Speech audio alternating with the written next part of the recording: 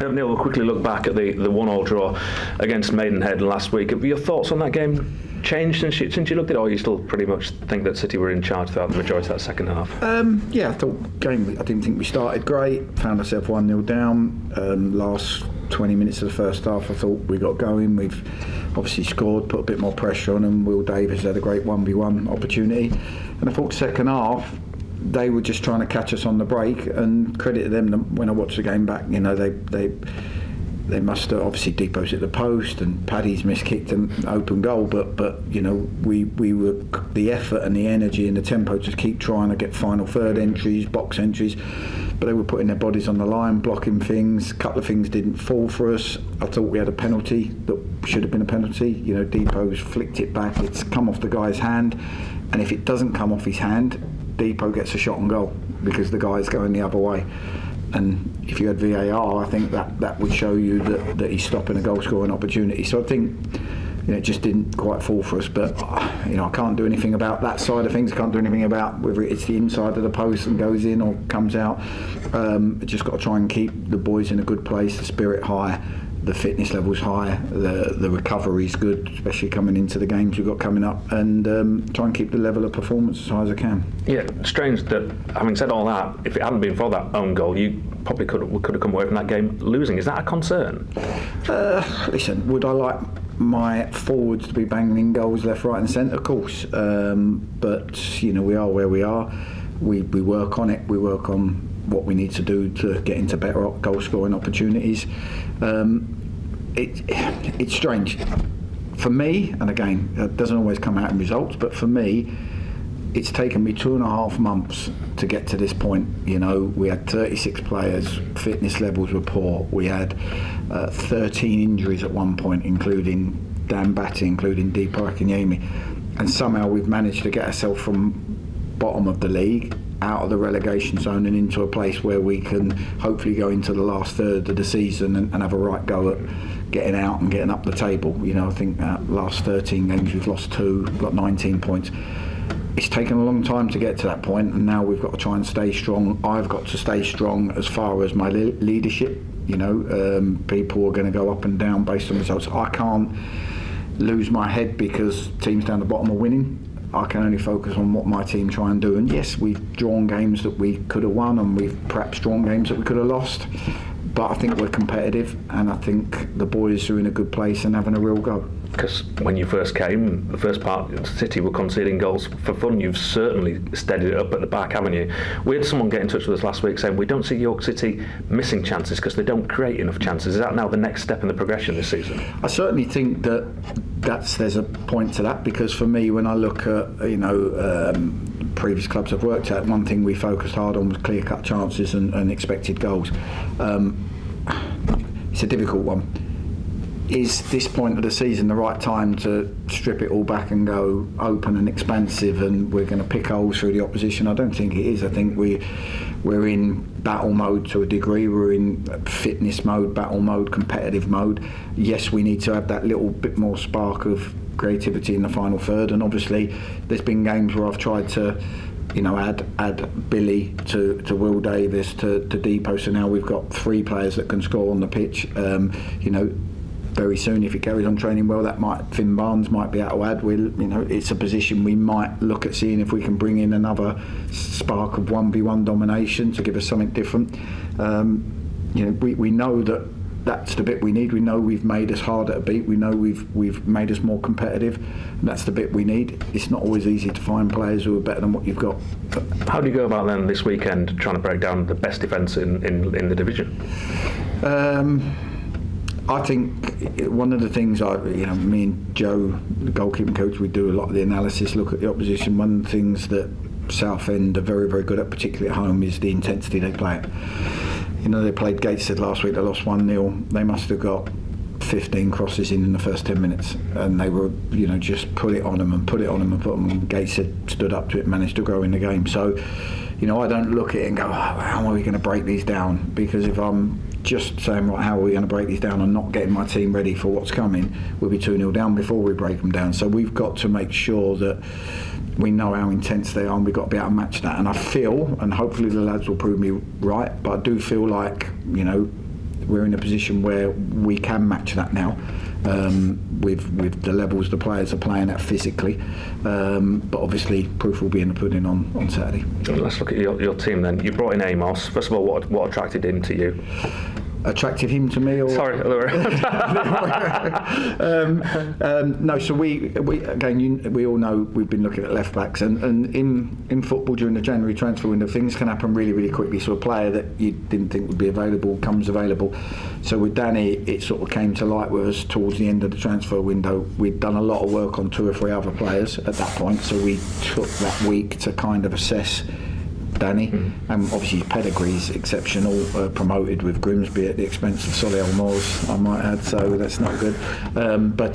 So we sort of, obviously the pedigree's there, the experience is there, the know-how, great age, and we then had to weigh that up with players that we'd done a lot of work on, and you know, it didn't take us long to sort of come back round and go, right, yeah, he's going to be a great signing for us, and got it done as quick as we could. Chance Will Smith then is getting one over you in a playoff final. Yeah, good point. I've got to get these out of the club, haven't I? Is it a concern that he's not started a game for over 3 months? Well, we did talk about that. That was part of our concerns when we did the due diligence. So we did a rundown of where he'd been, what he'd done. So he's played in 2 behind closed doors games, played in the FA Cup in December. So and he's played in 2 behind closed doors games as well. So we wanted to see his stats, his training, and all that kind of stuff, which we've seen. Which is, you know, whether he's ready to go Saturday for 2 weeks is one thing, but he's you know, all the feedback we've got is he's an exceptionally fit boy, and you know, none of this seems to be a problem. Is he an attacking fullback, a defensive fullback? What's his strongest, his greatest strengths? Yeah, so we've had this discussion when we look. We feel like he's kind of a little bit between Thierry and Cooksey. Cooksey's very steady defensively, very sound. Obviously, we think Cooksey's probably better as a centre back, certainly left in 3. Whereas Danny's got great legs up and down the pitch, got great left foot. You know, crossing wise, obviously Thierry likes to come inside, and Thierry can run with his pace. Danny's very clever. Already seen it in training. His movement off the ball to run in behind or off the back of people is very good, similar to how Ryan Fallowfield does it. But he's very tidy with the ball, keeps the ball, and I just think having him there gives us balance down that side, because it's something that we've had injuries to Thierry and injuries to Cooksey, and we've never quite had that balance. And I suppose it gives you the option again of playing 3 at the back, 4 at the back, whatever you feel is the right way to go. Yeah, you know, if we want to play 4 at the back and we want to, you know, attack, we've got potentially, you know, we want to get them full-backs overlapping. You might look at Danny and Thierry as the options if we want to play, if we're playing away at Barnet and we wanted to play 4 and we thought it might be more steady, then you've got Crooksey, and it gives us I and that's what we need. I keep hearing rumours you could be possible closer, I know you've mentioned already, to a couple more arrivals. Is there any truth in that? Not so much a couple more. We've looked at different positions. We looked at players. You know, we had a recruitment meeting with Julianne and Matt and the recruitment team on Tuesday, and we just talked again about whether there was any kind of game changers out there that we felt would massively elevate us. And at this stage of the season, you know, we did, I've mentioned in the press before, we did make offers for a couple of players in January that we thought could be them players, and never materialised because of location, because of, you know, lifestyle, what they was doing, and it never suited the person, so they fell through, not for the want of the chairman being ambitious. And then we're looking at, is there any other players out there we really feel might be that? But you've got to remember, in our league now, we're borderline 2 months to go, and some players might be out of contract, and they're like, you know, do they weigh up in the summer their options, or do they jump into an offer from York City with 2 months of the season to go? So you've got all these kind of things play on it. So therefore, then you look and go, well, is the loan market better? Are we got more chance? So we're looking at just things that we feel like the team could enhance us. You know, whether it's some searing pace and 1v1 domination. And we're looking, going, is there a player out there? So there might not be one, but we're certainly doing, you know, lists and watching and seeing and getting feedback on players to see whether there's one player out there that might just go, do you know what, he could give us something that we haven't got. And Tyler Cordon wasn't involved in your matchday squad last week. I hear suggestions that a club, possibly the league club, came in for him before the transfer window. Is there any truth in that? There was, I think, agents are always going to put players out there if they want to, you know, go out and get players. So there was, people asked about him, but no one followed it up, so we never had an offer. for Tyler that made us go, oh, okay, and there was a discussion. There was no discussion to have, so that never happened. Tyler wasn't in the squad, and again it goes back to my beef with the league in only having 5 subs, and most teams I look on Tuesday night, hardly anyone had a goalie on the bench. It's just so tin pot for me compared to what it should be. I don't know why it keeps going on and on and on. They keep listening to clubs further down the pyramid that affect clubs at our level. I have to try and look at what I want from the bench. So when I put a bench together, I want to have at least 2 forwards, 1 winger, or 2 wingers, 1 forward, depending on who's on the pitch. Because for me, I ask my front players, front 2, front 3, whatever it happens to be, to go hard for 65 minutes, 70 minutes, and when their dynamic element of their game is starting to fade, I'll bring on their fresh legs. So there's 3 of my 5 gone. Then you look at the options behind, and we've not really got cover in centre midfield. Dan Batty's now fit, very, very good player, so Dan Batty came into that. And then you look at the back and you go, well, where's my cover at the back? And for me, we looked at it and said, well, if we had an injury at centre half, Crooksy can slide across, but we've got no cover at fullback. So if a fullback got injured, we had no cover. So Ducky covers both sides. So there's your logic behind it. It's not I don't fancy Tyler, Tyler's not good enough. It's nothing to do with that. It's right, I've got to cover all these scenarios. That's how a manager has to think. Now, depending on what shape we play, it might change on Saturday. I might have to look, and Crooksy's got a split across his eye, and that could go in the first minute, and so you might have to look at things a bit differently. But it's not just a case of, well, that's me 16. It's every week you have to think about it. You've sort of started to answer the next question as well about Adam Crooks and the injury he picked up, and Dan Batty. How hard or how easy is it for you to consider him for a greater role when he's not played for so long? Yeah, I've got no qualms about that. I'm looking at the games now and going, what game do I think Dan Batty can affect the best now? Is it Southend away, or may it be Dorking at home, where I go, right, I think Dan Batty can get a better stranglehold than that. I think Dan Batty now is ready for 60, 70 minutes at least. He's trained, his numbers are really, really good, his data's really, really good, and his sharpness has come back in training. So for me now, it's just a case of me using him when I see, whether that's Saturday or Tuesday. I've got no qualms if everybody's training well and everyone's out. I've got no qualms, depending on what shape we're going with, how we think we're going to win the game, of rotating the squad, because Saturday, Tuesday every week I need fresh legs.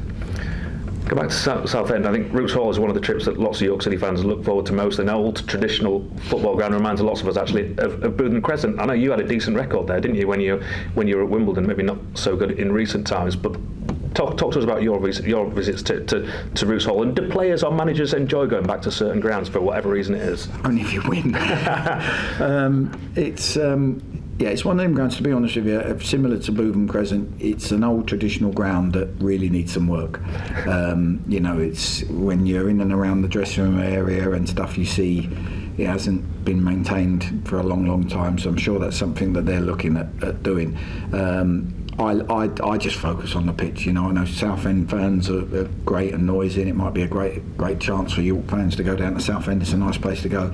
For me, I just look and go, Kev's teams play this way, they're very intense, and we know, even though they're a spot above us, we know they're a playoff team. So you're really going in away from home against a playoff team, good enough to be in the playoffs. I think they're one of the top 4 or 5 teams in the league, and they're not far off that on their points total once you add their points back on. So I'm just solely focusing on how tough the game's going to be and how best chance we've got of winning. Yeah, I know they've lost the last couple of games, you're right, with the 10 points that around the playoffs, aren't they? I suppose because of the position they now find themselves in, their focus maybe has changed a little bit, because now they are sort of getting down towards the bottom end of the league where they won't want to be. Different kind of pressure. Yeah, different kind of pressure, and obviously what Kev and his team have been through with not being able to sign anyone, having to go at the same. Well, now they've signed I think 4 or 5 players recently. They've had a lot of their really good players, Captain Ralph, Cardwell, Taylor, they've all signed new deals. The management team have signed new deals, so the feeling around the place should be better. So they've got to work on that high that they've got from all of that. I know I praise all the opposition because I know how tough it is to win games, especially when we've only won 7 or whatever it is all season. But it will be a very, very tough game, and I've worked really hard today in difficult conditions, trying to get my team to give us the best chance we've got of winning on Saturday. Yeah, I know your training's been slightly disrupted by the weather today. What do you do tomorrow? You travel down tomorrow and train somewhere on the way? Yeah, we're training on the way. We train down in Rugby at a sports club there, really good 3G, and we trained there on the way to Bournemouth, I think it was, and they were really welcoming, really good. So we'll travel in the morning, train on the way down, break the journey up. Obviously, it's a hell of a journey, and we've done as much as we can Tuesday, Thursday, whenever we. If you're travelling down with an 18-man squad, you can't have a 11v11 training session on a Friday because of the numbers. So we try and, in them days, we try and get more done on a Tuesday, Thursday, so that we're just drip feeding more of the set plays and bits and bobs on the Friday. That's great. Thank you. Hi Neil, Southend, manager's got a lot of plaudits for what he's done with that club, obviously during very testing times. What's your relationship like with Kevin there? Yeah, Kevin's great. I've always gotten well with him. We actually were both out in Villamora, Portugal, not this summer, just gone the summer before, on golfing trips, so we ended up having a beer together. So he's a good guy. I always go and see him afterwards in the office. Very similar to when I was at Notts, we had struggled, we didn't get paid for a period of time, couldn't sign anyone, we was under embargo, and obviously Kev's been through that and managed a very, very difficult situation exceptionally well, and been rewarded now with being able to re-sign good players that he'd want to keep at the club and progress and push forward for next season, and him and his staff have all signed new deals. So hopefully, there is a good feeling around it, and they deserve to have that with what they've been through. Hopefully they won't have too good a feeling at 5 o'clock on Saturday. Expected to be backed by quite a large number of Yorkshire supporters. Have you got a message to them making the trip down? They've always been brilliant, and for me it's really, really important that, regard, I can't totally affect the result, but what I can affect is the performance the team puts in, the attitude we go in with, and the training we put into the game to make sure that we try and get that high level of performance.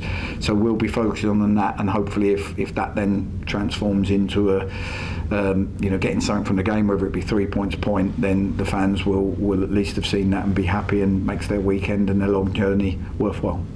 Are you looking at this match as a potential 6-pointer or a must-win game with the gaps of relegation zone being so near? No, again, I try not to get. I can't do anything about other teams' results, whether it's Fylde, whether it's Kiddie, whether it's whatever. That's why I keep saying to you about the 50-point mark or the 52-point mark, whatever we feel we might need to get to. That's all I can focus on.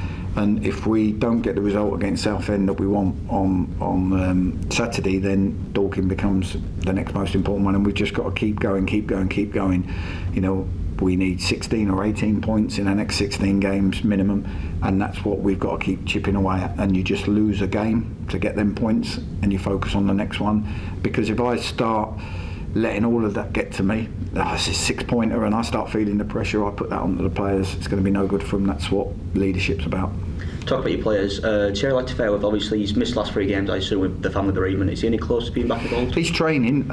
He's back in. Obviously Danny's coming now, so we've got competition for places. And I've had loads of chats with Thierry about his own game. I do extra crossing with him, stuff that he needs to try and develop. He's only a young lad, but also about his numbers and his stats that he produces in training. He's a very athletic player. I said to him, if I had his place, I'd have played for England.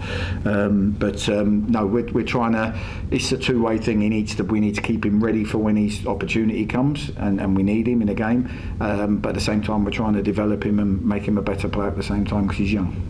We've seen a lot of players sort of go out on maybe short-term loans recently. Xander Zaziba, has he got any plans for that going forward? Again, we've spoken to him about whether that would benefit him, because again, it's whether Maz Kuya's played a lot of games. If you look at Xander, he's got talented boy, but we sort of say people need to look. We need to look and go. 10 games, Saturday, Tuesday on a row, results matter. Does the manager trust you without the ball? That kind of stuff to go with your ability with the ball. So we're trying to encourage him to do that for his own development. But at the moment, nothing's come up that he's wanted to do, and we've sort of said, put it in front of him. So he's just training. He's training hard. But that opportunity, whether it comes with us or whether it comes somewhere else, he does need games. So I want to ask you a little bit about the league in general this season, because the gap from 15th place to second is actually closer than second to first. A lot of people say the league this season is a lot weaker. Do you have any thoughts on that? Yeah, there was an argument. I said at the start of the season, Chesterfield I thought they were last season were the third best team quite clearly, and the only team really that could push Wrexham and Notts. This season, I think Cookie, very clever manager, he's looked at a couple of areas that he felt he needed to strengthen, goalkeeper, centre forward, and a few bits around it, and all of a sudden they've become far and away. I think you're right.